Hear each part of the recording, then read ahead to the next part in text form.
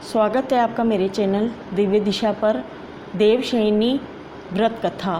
वामन पुराणों के अनुसार असुरों के राजा बलि ने अपने बल और पराक्रम से तीनों लोकों पर अधिकार कर लिया था।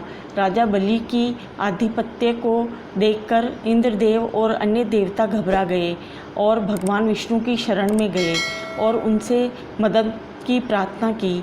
देवताओं की पुकार सुनकर भगवान विष्णु ने वामन का रूप धारण किया और राजा बलि से भिक्षा मांगने चले गए।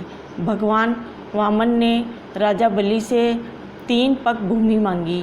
पहले और दूसरे चरण में वामन भगवान ने पृथ्वी और आकाश को नापा।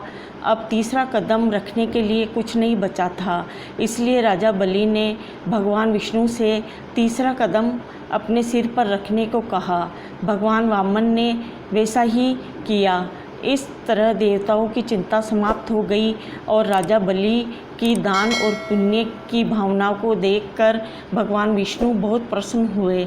जब उन्होंने राजा बलि से वरदान मांगने को कहा तो बलि ने उनसे पाताल लोक में बसने का वरदान मांगा। बलि की इस इच्छा को मानते हुए भगवान को पाताल लोक जाना पड़ा।